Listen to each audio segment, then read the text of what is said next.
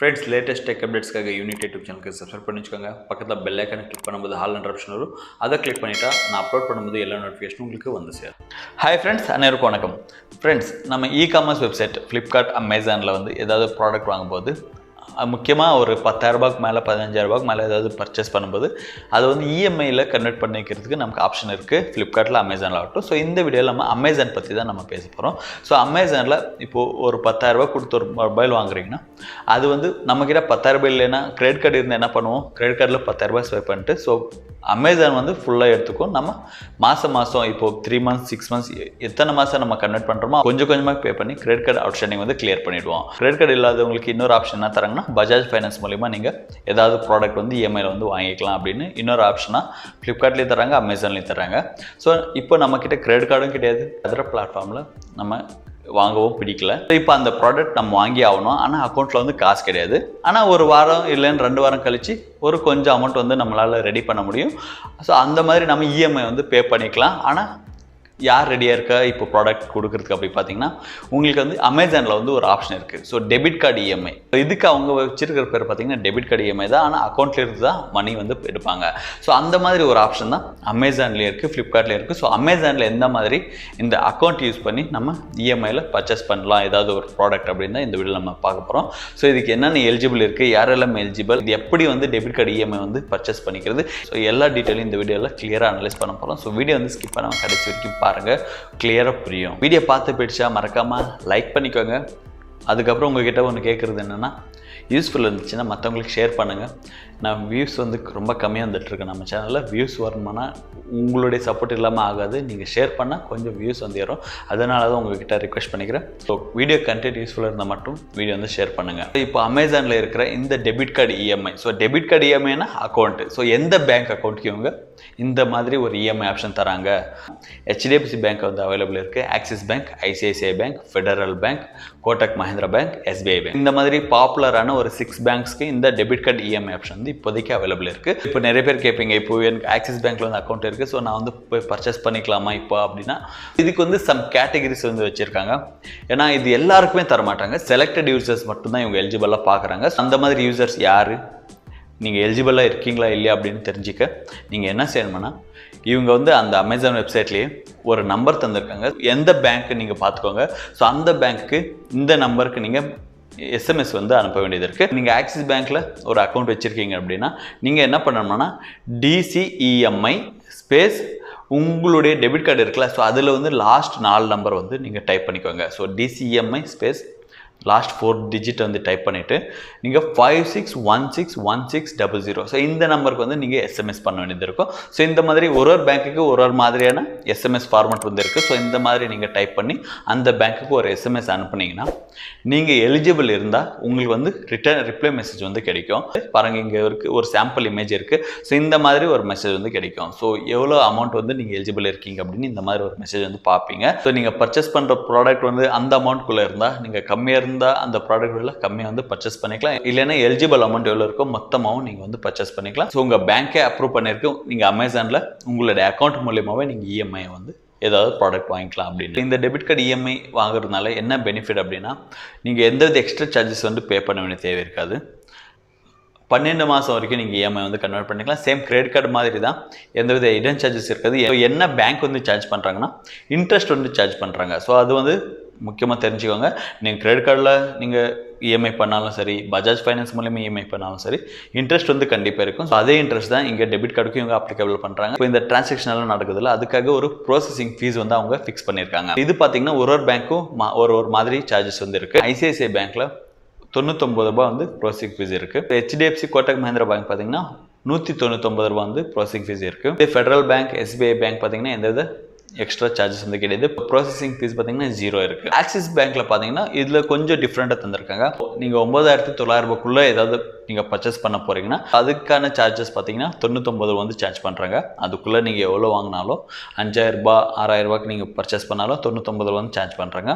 So அதுக்கு மேலே 9,900 ரூபாய் மேலே நீங்கள் எவ்வளோ நீங்கள் பர்ச்சேஸ் பண்ணாலும் 1% வந்து அவங்க சார்ஜ் பண்ணுறாங்க. 10,000 ரூபாய்க்கு வாங்கினீங்கன்னா 100 ரூபாய் வந்து சார்ஜ் பண்ணுவாங்க.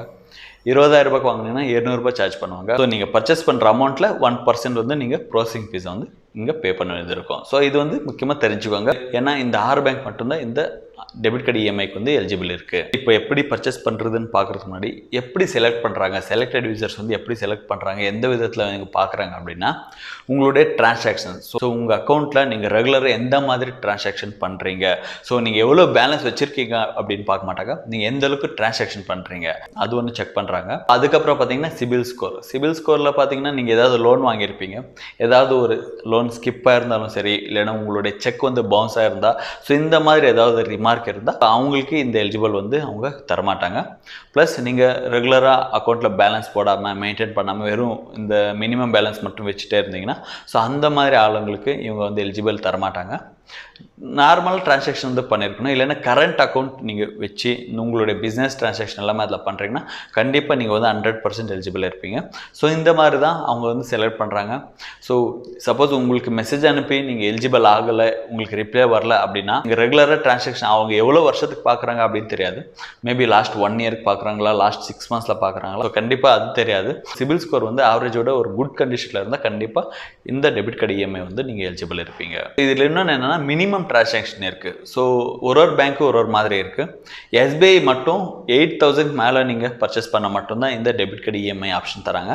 மற்ற பேங்க் எல்லாமே ஒரு 5,000 ரூபாய் நீங்கள் மினிமம் பர்ச்சேஸ் பண்ணால் போதும். எப்படி பர்ச்சேஸ் பண்ணுறது அப்படின்னு இப்போது என்னுடைய அக்கௌண்ட்லேயே உங்களுக்கு காட்ட போகிறேன். பக்கத்தில் நீங்கள் ஸ்க்ரீன் ரெக்கார்டிங் வந்து நீங்கள் பார்த்துக்கலாம். ஏற்கனவே ஒரு தடவை என்னுடைய axis bank debit card use பண்ணி பர்ச்சேஸ் பண்ணியிருந்தேன். அதனால் அந்த அக்கௌண்ட் டீட்டெயில்ஸ் வந்து இவங்க ஆல்ரெடி இருக்குது அமேசானில். ஸோ டைரெக்டாகவே டெபிட் கார்டு இஎம்ஐக்கு வந்து எலிஜிபிள் அப்படின்னு இருக்குது. ஸோ உங்களுக்கு எக்ஸாம்பிளுக்கு இந்த மொபைலை வந்து நான் இப்போ பர்ச்சேஸ் பண்ணி காட்டுறேன். உங்களுக்கு விவோ X60 மொபைல் இருக்குல்ல, ஸோ இங்கே பர்ச்சேஸ் பண்ணிக்கலாம். ஸோ இதில் பார்த்தீங்கன்னா கீழே ஆஃபர்ஸ் அப்படின்னு இருக்குல்ல, அதில் நோ காஸ்ட் இஎம்ஐ அப்படி ஆப்ஷன் இருக்குது. ஸோ அதை நீங்கள் கிளிக் பண்ணிக்கோங்க. ஸோ கிளிக் பண்ணதுக்கப்புறம் இங்கே நிறைய இருக்குது. Up to 2684 EMI transaction saving and select credit cards இருக்குது. ஸோ அது கிரெடிட் கார்டு இருந்தாலும் நீங்கள் அதை கிளிக் பண்ணிக்கிட்டிங்கன்னா மேலே வந்து ஒரு 3 ஆப்ஷன் வந்து இருக்கும். Amazon Pay Later, debit card EMI, other EMIs. So other EMIs பார்த்தீங்கன்னா நிறைய இருக்குது. Bajaj Finance, Amazon Pay, American Express credit card. So இந்த மாதிரி எல்லா கிரெடிட் கார்டு லிஸ்ட்டும் தந்திருக்காங்க.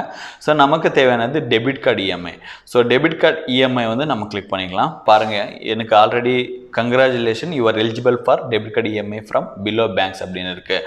ஸோ பிலோ பேங்க்ஸ் அப்படின்னா இங்கே கிளிக் பண்ணாலே இங்கே உங்களுக்கு தெரியுது ஆக்சிஸ் பேங்க் டெபிட் கார்டு அப்படின்னு இருக்குது. கீழே வந்து அந்த டெபிட் கார்டு வந்து எவ்வளோ ப்ராசஸிங் ஃபீஸ் எல்லாமே இங்கே காட்டும். இப்போ நான் வந்து எந்த வித அமௌண்ட் நான் பே பண்ணாமலே என்னுடைய கிரெடிட் கார்டு இல்லை, டெபிட் கார்டில் அக்கௌண்ட்டில் பார்த்தீங்கன்னா ஒரு 9,000 ரூபாய் வரைக்கும் இருக்குது. உங்ககிட்ட மறைக்கிறதுக்கு ஒன்றும் இல்லை.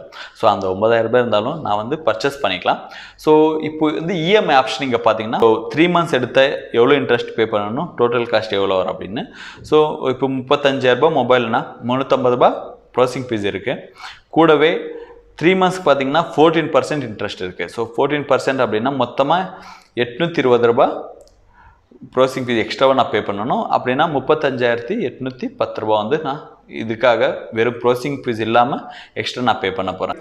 12 மாதம் வரைக்கும் நான் வந்து இஎம்ஐ வந்து கன்வெர்ட் பண்ணிக்கலாம். இப்போ போய் பர்ச்சேஸ் பண்ணலாம். இப்போ மொபைல் பேஜுக்கு போய் நம்ம பை பண்ணலாம். டைரெக்டாக பை நவ் அப்படி கொடுத்துடுங்க. ஸோ பை நவ் அப்படி கொடுத்ததுக்கப்புறம் வந்து பேமெண்ட் பேஜ் இருக்கும். செலக்ட் பேமெண்ட் மெத்தட் இருக்குது. ஸோ அதுக்காக 2 கார்டு ஏற்கனவே இருக்குது, அந்த 2 கார்டு கிடையாது. இப்போ என்னென்னா இஎம்ஐ ஆப்ஷன் வந்து செலக்ட் பண்ணிக்கோங்க. செலக்ட் இஎம்ஐ ஆப்ஷன் இருக்குல்ல, ஸோ அந்த செலக்ட் இஎம்ஐ ஆப்ஷனில் இது வந்து கிரெடிட் கார்டு. ஸோ அப்போ நான் டெபிட் கார்டு வந்து இங்கே ஆட் பண்ணணும். So debit card add credit or debit card இருக்குல்ல, ஸோ டெபிட் கார்டு வந்து இப்போ ஆட் பண்ணலாம்.